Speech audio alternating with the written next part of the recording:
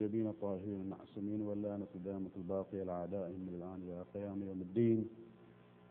أما بعد, Alhamdulillah, we are into the 8th day of our 10 sessions theme on Shia Islam from Imamiyya to Isna Ashariya. We've been trying to look at the different situations of the Imams after Amir al-Mu'mineen, especially after Hassanain, to see, what happened as far as the basic concept of Nas in Imamat is concerned, and of course the divisions which occurred. Inshallah, in concluding in the next 2 weeks, we'll be looking at some, although we already are missing ziyarat, and I understand we'll be missing some of you again. People there in Mosque to be sent, those who are rest, and it's possible to get likewise. One thing I would say to people, one most important, remember, by looking at the difference, it was the same, the concept was already there. That's why some of the people misidentified Muhammad al-Hanafi as the Mahdi. You have the situation of, for example, among Ismailis, the issue of Ghaibat is there.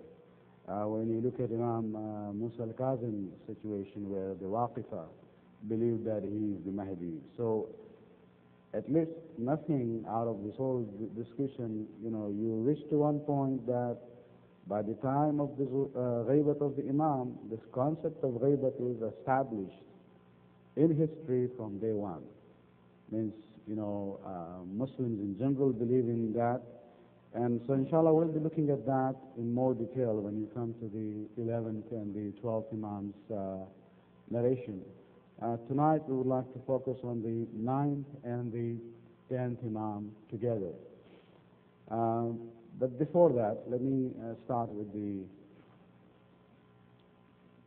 ayat for the week. This is an ayat from Surah Tahrim, ayat number, this is Surah 66, ayat number 4. But Allah subhanahu wa ta'ala, right in the beginning, Surah Tahrim is a surah dealing with the Prophet's family life. Especially if you look at the word Tahrim, the reason why that surah has been named as such, and if you look at the story in the early parts of the surah, this has to do with the 2 wives of the Prophet who basically had conspired against him. And there in ayat number 4, Allah subhanahu wa ta'ala, and there's no dispute about this occasion of these ayat in Surah Tahrim. And then Allah says that there is deviation in the hearts of both of you, and you have to make sure you do tawbah. And then Allah warns both of these 2 wives of the Prophet by saying, وَإِن تَظَاهَرَ عَلَيْهِ, which means if both of you support one another against your own husband, against the Prophet, then don't think that he is alone. Don't think that Muhammad is alone. No, he has helpers, he has supporters, he has protectors. فَإِنَّ اللَّهَ هُوَ مَوْلَاهُ. Allah is the Mawla of Rasulullah. He is the helper or the supporter of Rasulullah. So he's not alone. Don't think that you can conspire against him and think he's alone. But after that, Allah says, it's not only that I am there as a Mawla, as a helper and supporter of Rasulullah, وَجِبْرَئِيلُ وَصَالِحُ الْمُؤْمِنِينَ وَالْمَلَائِكَةُ بَعْدُ ذَلِكَ ظَهِيرًا. Allah is there as the Mawla. But then Allah says, besides me, you have Jibreel, and then Malaika. Let's bypass that phrase which is in red there. Allah says Jibreel and the Malaika are also supporters after Allah. But then between Jibreel, who is the chief of the angels, and the word angels, Allah describes an individual.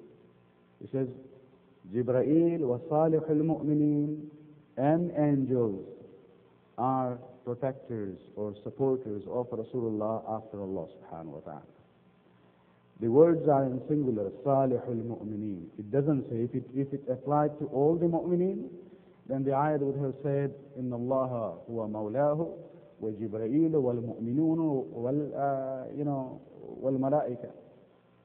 But Allah says, وَالصَّالِحُ الْمُؤْمِنِينَ, a righteous one, individual among the mu'mineen. And all the mufassirin, Shia, Sunni, they don't, majority of them accept that this refers to none other than Ali bin Abi Talib, alayhi salatu wassalam. And so this, this ayat also is one of the important ayats talking about the closeness of Ali to Rasulullah, and especially the placement of that term.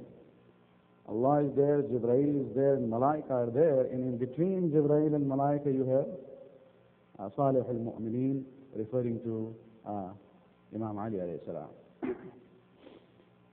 Anyway, moving on to our narration about the ninth Imam. Before that, let me just make one comment to connect the eighth Imam situation with the ninth Imam. Imam Rizvi alayhi salam, as you have heard many, many times in the narration, historical narration about him in the majalis, in many places, that Imam probably was the most famous of the Shia Imams during his lifetime.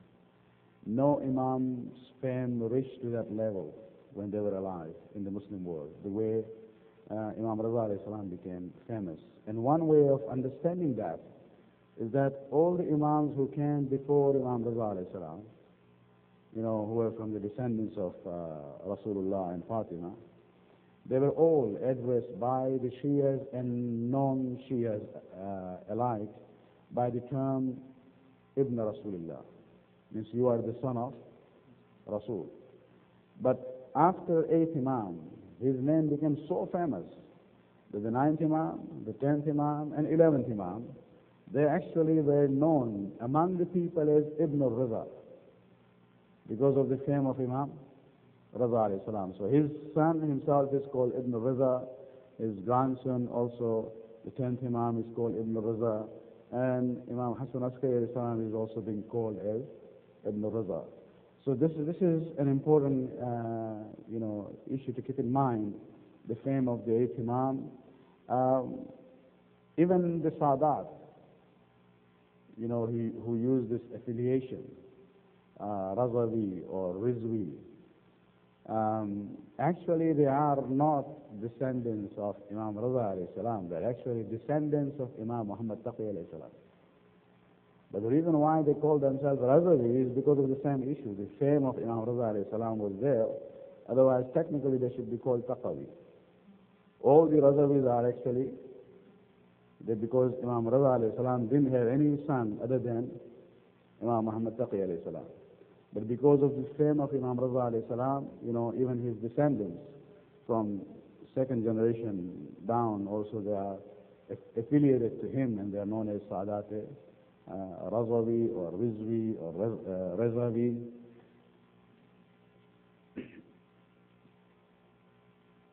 One of the things in connection with the ninth Imam is that Imam Rizvi alayhi salam didn't have a child for a long, long time. The ninth Imam was born when Imam Rizvi alayhi salam was 48 years old. And so this is an important issue. On Sunday we talked about the young age of Imam, where he is the first Imam who became Imam at that young age. The reason is that he was born in the latter days of his father's life. So Imam Rizvi was already 48 years old when the ninth Imam was born. And this had created a situation where the community itself, the Shias, were actually worried. What will happen? Because they were used to the system, as the father and the son. They said, what will happen if our Imam doesn't have a son? And many of them asked the Imam, even before the birth of Imam Muhammad Taqi alayhi salam.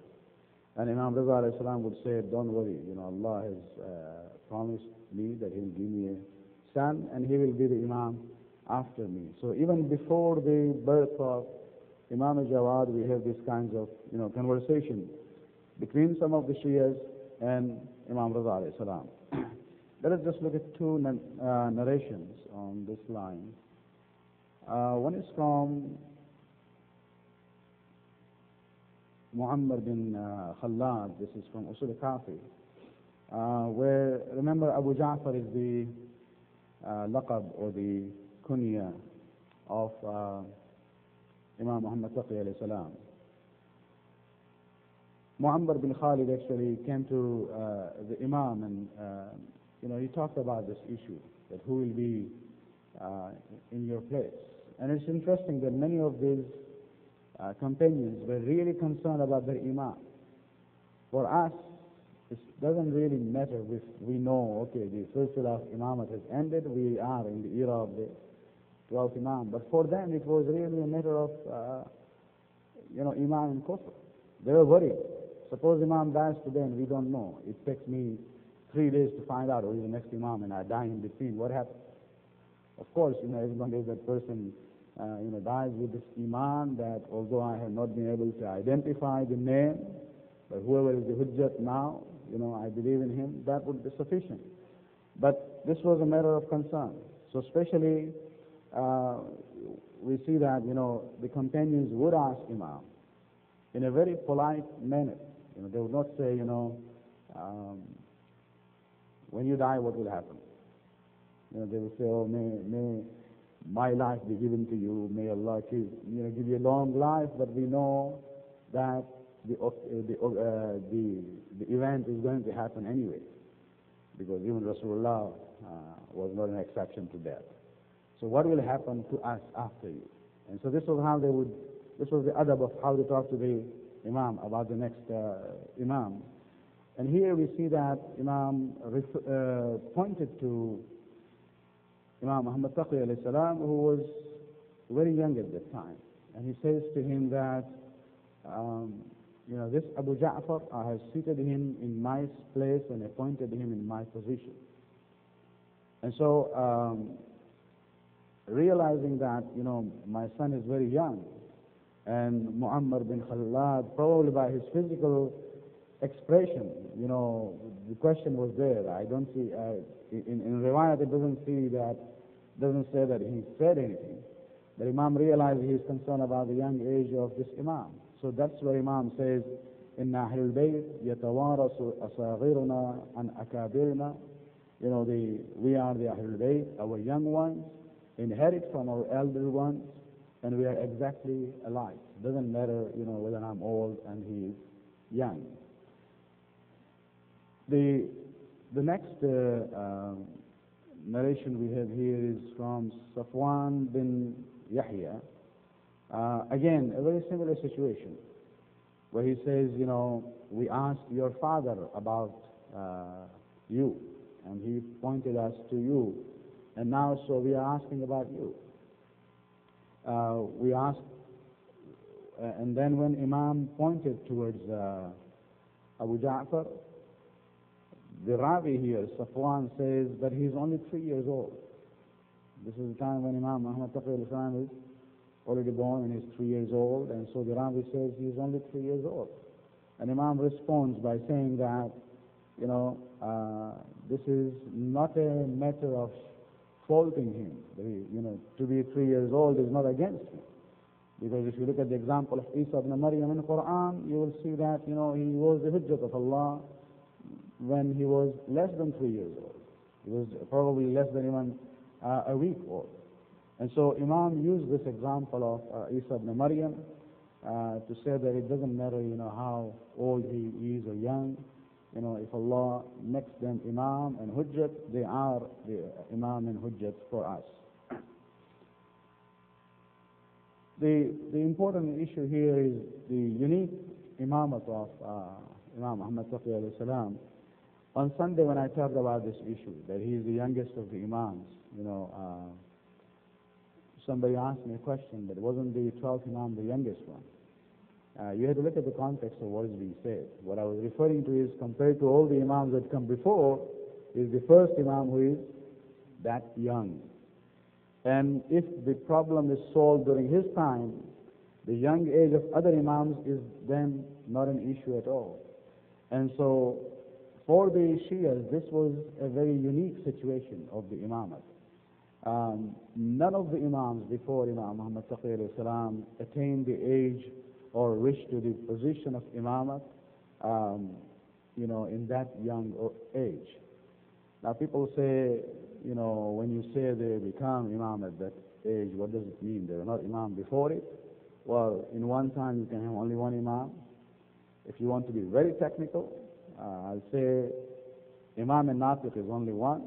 There can be other Imams who are Samit.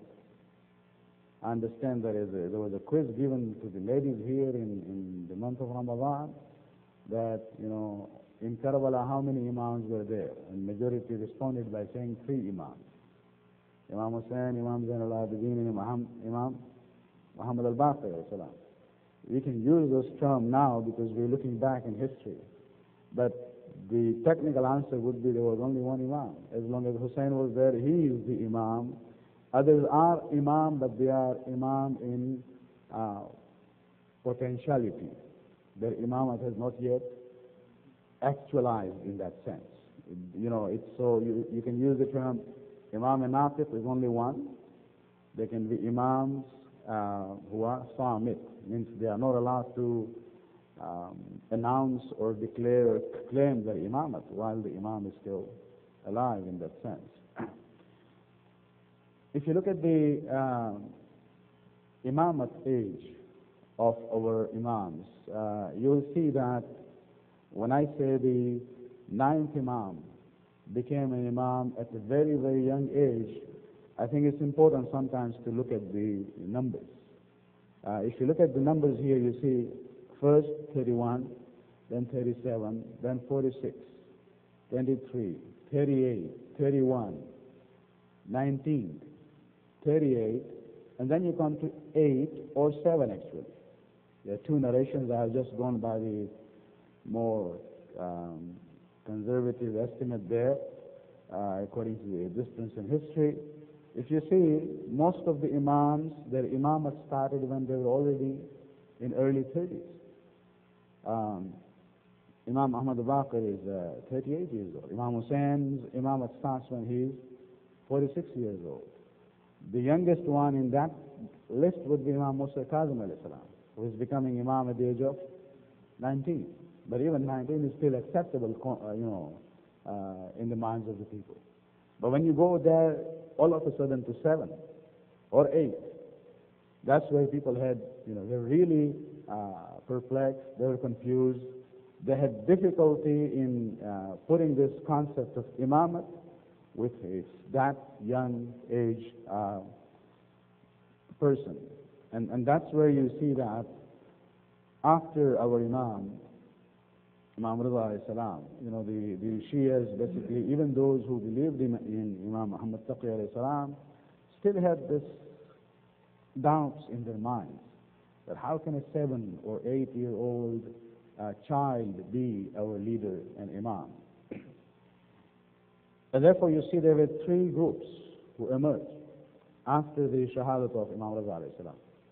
The majority went with Imam Muhammad Taqi alayhi salam. But there was another group which was not able to reconcile this concept of such young an Imam. And so they not even just denied it, Imam Muhammad Taqi alayhi salam, they actually went back to the concept of Waqifa and even rejected the Imamat of Imam Rizvi alayhi salam. So they went completely back.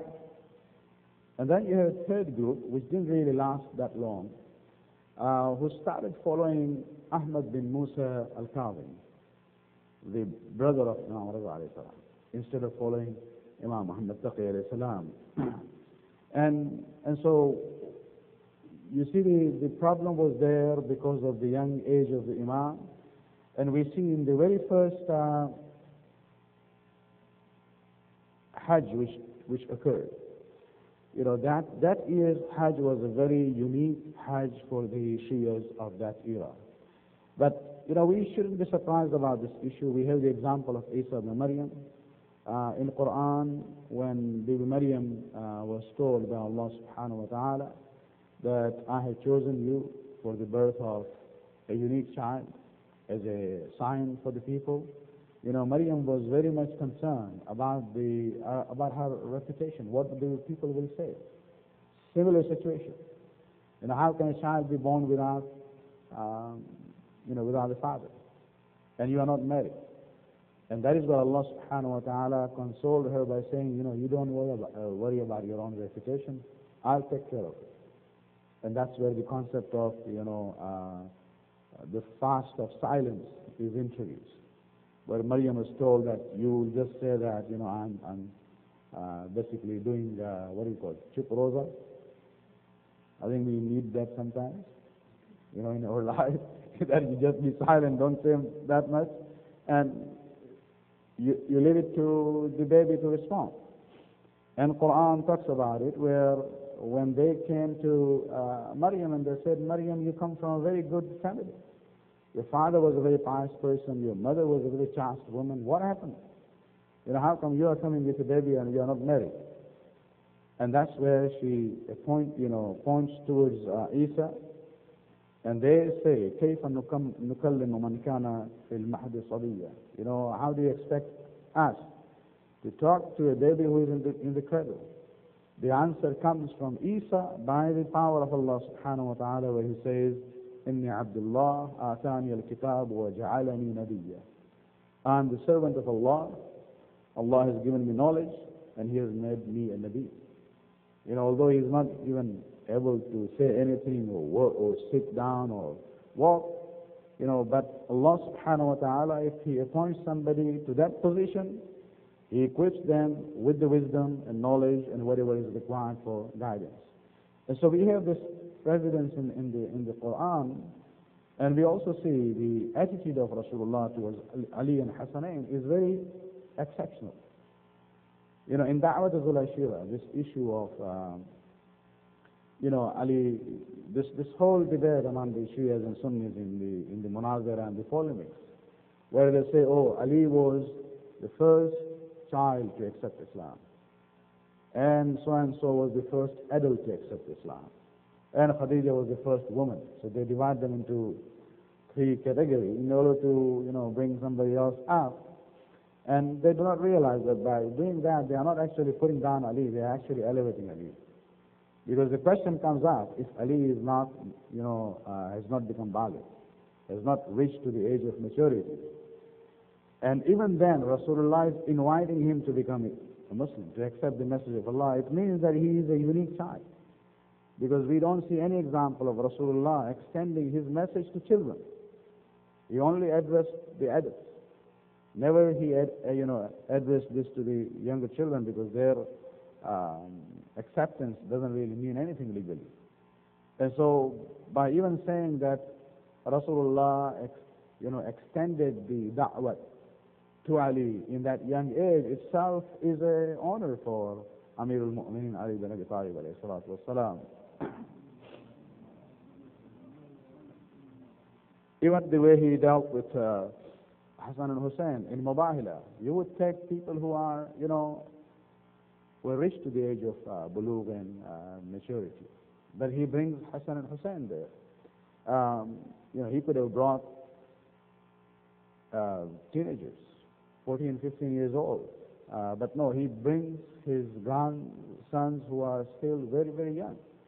And so we see that when it comes to the Ahlul Bayt, when it comes to Ali Muhammad, those who are Hujjat of Allah subhanahu wa ta'ala, age is not relevant at all in their case. And so going back to this issue of Imam Muhammad Taqi alayhi salam, the very first Hajj, became a very important Hajj for the Shias of that time. About 80 ulama, scholars and leaders of the Shia community from Iraq and other places got together, especially from Baghdad. They went for Hajj. It was fi sabilillah, of course, but one intention was that we would like to go and see the Imam, our young Imam, and be assured about his, authenticity of his position. So they went to Medina first. Apparently, first they went to Medina, and in Medina there was one of the houses of Imam Ja'far as-Sadiq alayhi salam those days was a vacant house. It was not being used for the family. Rather, it had become more like a gathering place for the Ahlul Bayt. And so they gathered in that house, And let me read the narration here, which is actually from Usul Kafi. The ulama and scholars assembled inside the house of Imam Ja'far al-Sadiq, which was empty, in the sense that it was no more used as a residential house. Abdullah bin Musa, the brother of Imam Rizvi alayhi salam,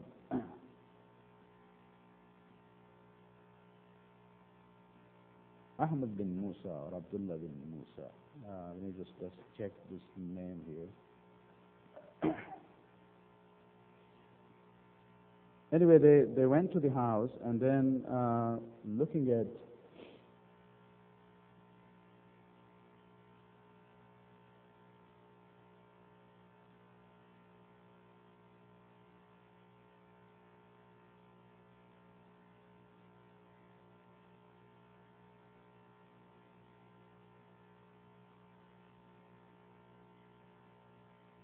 okay, let me look for the name later on. Ahmad or Abdullah bin Musa, he was sitting there, the brother of the 8th Imam, at the head of the gathering, and someone basically introduced him that he is the son of the Prophet. Ask him whatever you want to ask him. And so somebody was appointed by the group of the scholars to start presenting his questions. And the questions were put to him, but he wasn't able to respond to the questions in a satisfactory manner. And they became very disappointed, and they intended to leave the house. They got out. But before they had even gone out, Muwafiq, one of the slaves of the Imam, he came in and he announced that Abu Ja'far is coming, you sit down. Abu Ja'far, referring to Imam Muhammad Taqi alayhi salam. He's now, 8 or 9 years old. And so they came back.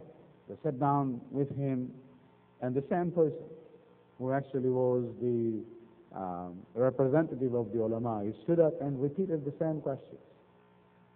And the answers that they got from this young Imam was, pleasing to them. They were satisfied with the answers, and they basically praised him. And then they said, your uncle sitting here, he gave this reply and that reply in this way, on that way.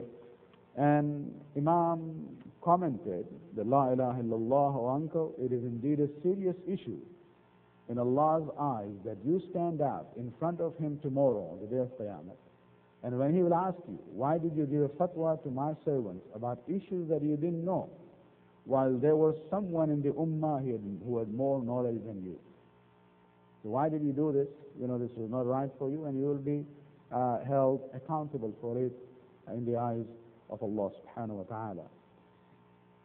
And so this is one way where we see that the Imamat of Imam Muhammad Taqi alayhi salam is being confirmed in the community, especially among the leaders, through this kind of question-answer sessions.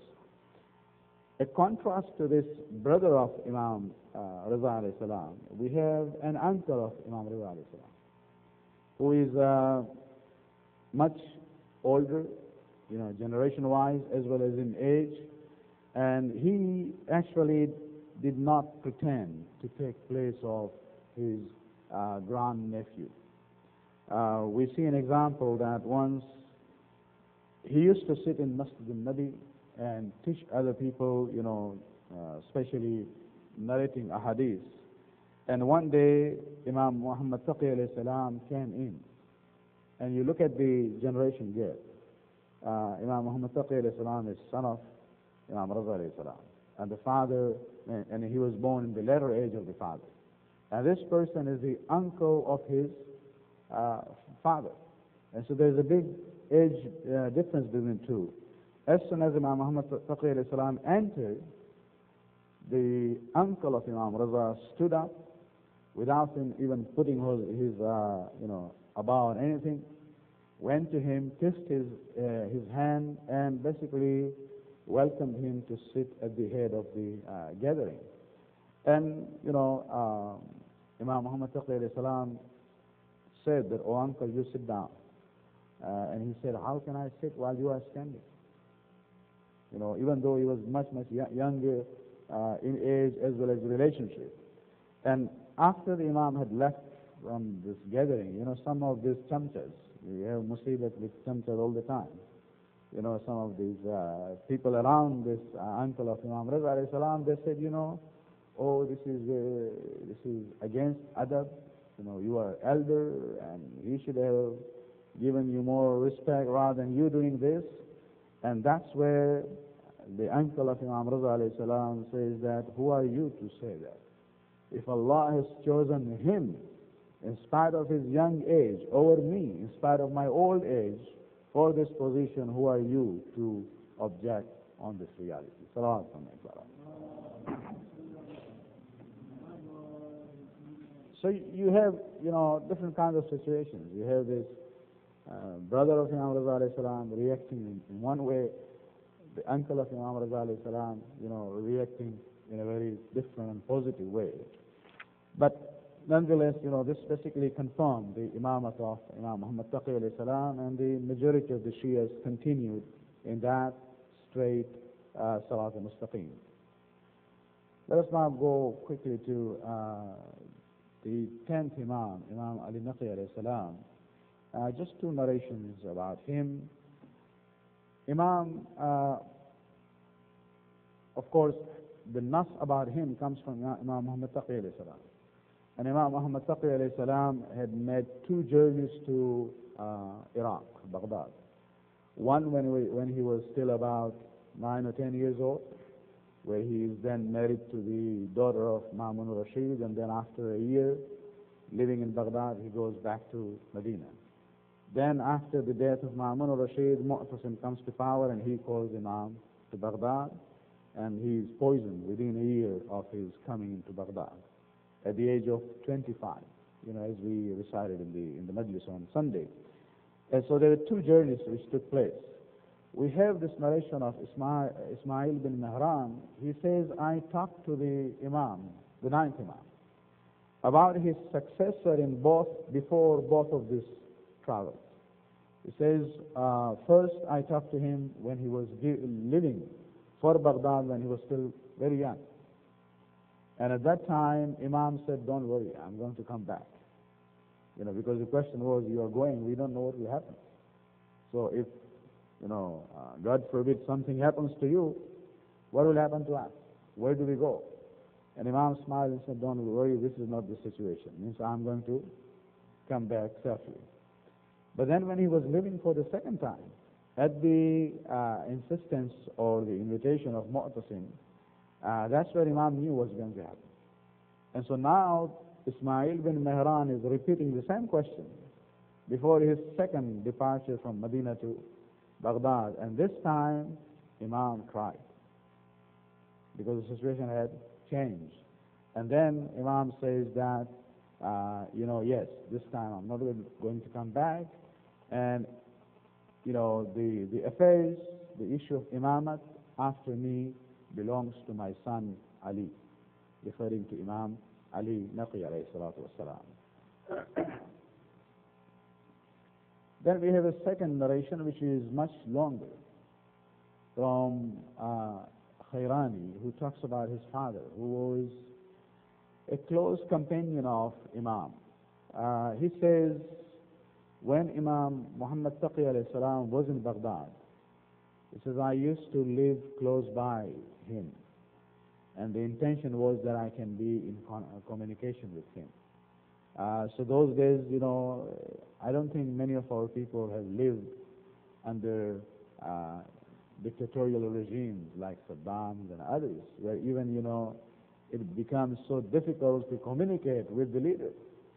But then you had to devise different methods even to buy a house next to the house where he's been kept, so that at least, by accident you will be able to see him or meet him. And Khairani is somebody who is narrating about his father. He says, my father was close to the Imam. And this is a narration actually from Usul al-Kafi as well as Kitab al-Irshad. The translation in Kitab al-Irshad of that narration is much better. Let me just read to you, because it shows what was the circumstances in which the Imam lived. He says that, the messenger of the Imam, probably referring to the slave or the servant of the Imam. Because remember, when we say Imam were under surveillance or even in prison, it didn't mean it was jail like the days that we know.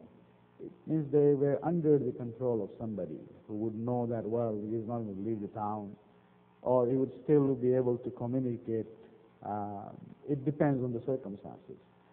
And so regularly a messenger would come from Imam Muhammad Taqi alayhi salam to the father of Khairani. And he says one night there was somebody from our Shia leaders who used to come and see my father every day just to get some news about the Imam. He said on that day when the messenger of the Imam came, it was a routine that this leader would always leave the room and go to his home. But that day, he says, I noticed that this Shia leader, one of the elders, didn't leave the house. He went outside the room and stayed. Probably he wanted to hear what is the conversation going on between my father and this messenger of Imam Muhammad Taqi alayhi salam. When the messenger left, and Khairani's father noticed that his guest was still outside and listening, he brought him inside and he basically took a pledge, qasam from him, that you are not going to disclose whatever you heard between me and the qasid of the Imam, the messenger of the Imam. You're going to keep this secret. You're not going to disclose this to anyone, because that message was very crucial. Imam Muhammad Taqi had sent the words that I'm going to die very soon, and the Imamat after me is going to my son Ali. And so Khairani says, my father right away wrote this message in about 10 letters, sealed them, and sent to different elders of the Shia community in Baghdad with the instruction that don't open it unless you hear the news that I have died. Because if you need to open it, I'll tell you to open it, but if you hear that I have died, then you open it and you will get the message of the Imam there. And so when Imam Muhammad Taqi alayhi salam shahadat happened, Khairani's father was alive, and he says that he was afraid. He was afraid of the circumstances. He stayed in the home, and then somebody sent word from Muhammad al-Faraj, one of the leaders of the Shias in Baghdad. He sent a message to Khairani's father. He said that a large group of our elders have gathered in my house, and we don't know who is the next Imam. And we are in the situation of doubt. We don't want to come as a group to your house because that will disclose us. You know, it will be danger for you and us also. So it would be better that you come. One person coming to our house would be still, you know, not that much, not noticeable. And so Khairani's father says that, you know, I got on the horse, went to the house of this person, and there I saw that, you know, many of them were there, and many of them were in a situation of doubt. They didn't know what will happen now. So those who were there, who had those 10 letters that he had sent out, he says, now open those letters and read. And there it said that the Imam after me would be my son Ali, referring to Ali al-Naqi, alayhi salatu wasalam. But this is where the things become more difficult. All these elders of the Shias gathered there. They get this message from this individual who wrote these 10 letters. They say, okay, but you're only one witness. Do you have somebody else who heard that message from the Imam? How can we just go by your word? Now that other person, remember, who was sitting outside, standing outside the room and listening, where Khairani's father had told him that don't disclose this to anyone? This time he pointed to him and he said, he is the witness. He heard this from the qasid of the Imam. But this man started, you know, his Imam was a little bit, you know, mutazalzal at that time. So he said, I'm not sure I heard it. And that's where Khairani's father basically challenged him for mubahala. When he challenged him for mubahala, that's where he gave in and he said yes. These are the true words from the messenger of the Imam. He said, I was hesitating because, Khairani was not an Arab, probably he was an Iranian or some other tribe. He says, I being an Arab, I wanted that privilege to go to me to get this message instead of him. That's why I was a little bit hesitating. But this is where we see that, by the time of our 9th and 10th Imam, things have really become so difficult that even disclosing the Imamat was not that easy. But this is one example where we see the group of the elders of the Shias in Baghdad. This is how they found out that the next Imam would be Imam Ali Naqi alayhi salatu wasalam.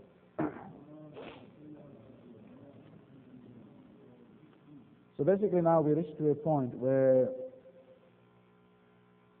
a review of the Imamat of the 10th and 9th and 10th Imam actually gives us the sense that the community is now being prepared for the Ghaibat. And I would put that, of course, I'm saying it seems. This is my own assessment. This is not any riwayat or hadith or nas. Probably this is how it was by looking at the narration in a broader perspective. I think even the Imamat of the 9th Imam at that young age was not just a coincidence. By looking at the circumstances, I believe this was also done by Allah subhanahu wa ta'ala to prepare the community for the Imamat of the 12th Imam.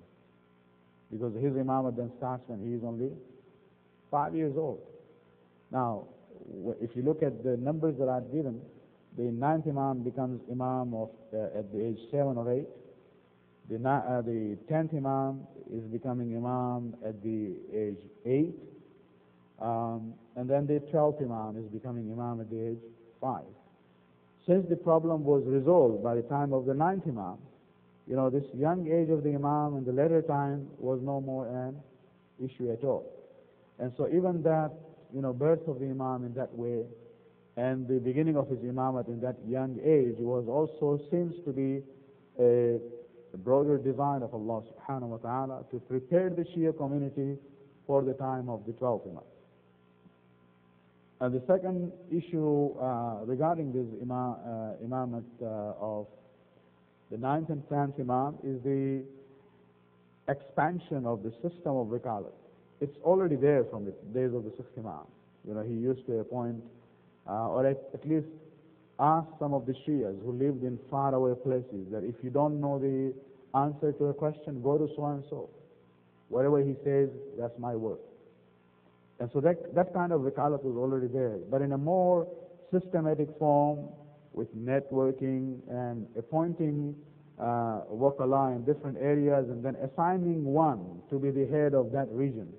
This was actually done by the 9th Imam, expanded upon by the 10th Imam, and by the time of the 11th Imam, the system of Wikalat was already in place for the Ghaibat to come in later on. And so that was also another important element as far as the Imamat of the 9th and 10th Imam is concerned. Just to give you, a picture of the system of Wikalat at the time, there were many Wakala in Hijaz, in Iraq, covering Kufa, Baghdad, Samarra, and Wasif, in Iran, in Khurasan, Qom, Ray, Qazwin, Hamdan, Ahwaz, and also in Egypt. And all these 4 regions also had sort of, if we use the terms of these days, Wakil Mutlaq, and as superior over all the Wakala. And they had to basically refer to him. And their function basically was the issue of, dealing with, there are 2 kinds of Wakalat. If you see here, one is Wakalat Mali, where the issue of hukuk, any kinds of, financial dues is concerned. And the supervision and administration of the Shia endowments and awqaf. And number 2 was the issue of Wakalat of Sharia, where they are basically the guides for the people, not necessarily dealing with the Mali aspect of the Imam's administration. Means they were the scholars who would provide the guidance and also come up to the defense of the Shia mazhab whenever Shia Mazhab was attacked.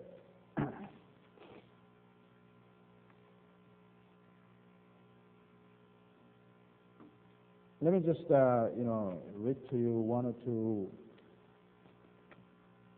examples of, letters that Imam Muhammad Taqi alayhi salam wrote for his wakil. Of course, there were different waqala. Ahmad al-Barqi was very famous, a writer of many, many booklets. Not all of them have survived. Then you have Ali bin Mahziyar al-Ahwazi from Ahwaz. And he is a very interesting example, and this is what we as individual Shia should be looking for. Imam Muhammad Taqi alayhi salam writes to Ali bin Mahziyar al-Ahwazi. He says, "O Ali, verily I have tested you and tried you in sincerity, obedience, service and respect towards us, and in fulfilling what is expected of you. So if I say that I don't know of anyone like you, I intend that to be true. Don't disappoint me. If I say that there is no one like you, don't disappoint me. Do not. What did I say that? Anyway, let these words be true. So may Allah reward you with the gardens of heaven as an abode."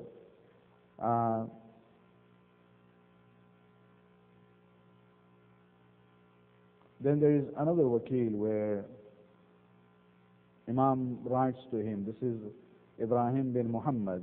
He is a wakil of Imam in Hamdan in Iran. And it seems there is sometimes conflicts and friction between the wakala themselves. And so the problems would go to the Imam, and Imam would instruct them. Here, Ibrahim bin Muhammad is the one who is complaining about some of the difficulties that he had, and Imam responds to him by saying, "Your accounts reached me. May Allah accept it from you and be pleased with those who paid, and bless them with us in this world and in the hereafter. I have sent you some dinars and some clothes. May Allah bless you in them and all these that He blesses you with. I have written to another and ordered him to leave you alone and not oppose you, and informed him of your status in my eyes. And I also written to Ayyub and ordered him in the same way. I also written to my followers in Hamadan, ordering them to obey you and to follow your command, and that there is no wakil of mine other than you." So we see that by the time of the 9th Imam, the system of wikalat is already there in a very systematic and expanded form. And this is the beginning of training the Shia community for the time of the ghaybat of Imam Zamana Ajjalallahu Ta'ala for al-Sharif.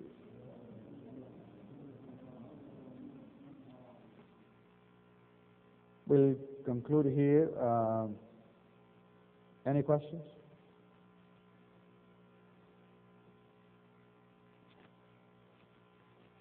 How many of you are leaving us from next week? Going for ziyarat? Oh, okay. So you'll not be here for the exam, huh? At the end? Okay. Let us end with the dua. ربنا آتنا في الدنيا حسنة وفي الآخرة حسنة وقنا عذاب النار برحمتك يا أرحم الراحمين.